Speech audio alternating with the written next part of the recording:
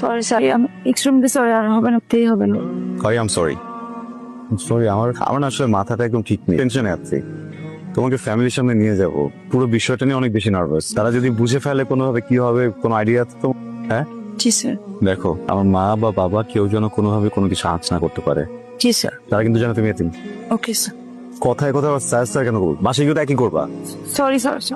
Area, you're unpredictable. কি রে, এ কি তোর গার্লফ্রেন্ড? গার্লফ্রেন্ড ছিল, এখন বউ। বউ মানে কি, একা একা বিয়ে করে ফেলছি? না না মা, এই দেখো তোমার ছেলে তোমার কথা রেখেছে। বাবা, কি নাম তোমার? আসসালামু আলাইকুম, আমার নাম ফারিয়া। বাসায় কে কে?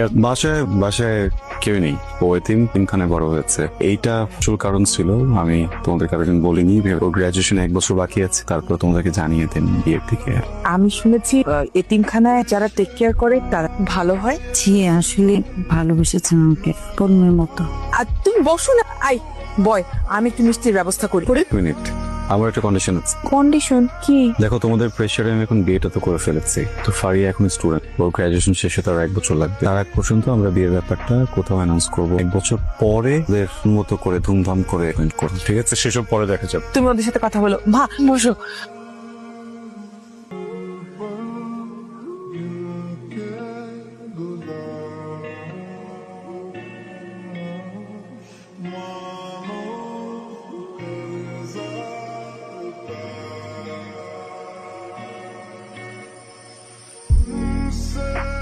তোমরা কবে হানিমুনে যাবে ঠিক করেছো কিছু? রিহান তো বললো সিঙ্গাপুর নিয়ে যাবে তোমাকে। এত দেশ, সুন্দর সুন্দর দেশ থাকবো, সিঙ্গাপুর পছন্দ হলো কেন? তোমার কি কোনো দেশ পছন্দ আছে?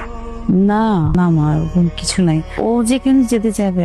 আই শোনো, তুমি তোমার বন্ধুকে বলে রেহানের 1 মাসের ছুটির ব্যবস্থা করে দাও। ওই 1 মাস কিভাবে থাকবে টিকিট ফেয়ার লাগবে সব গোছায় দিবা।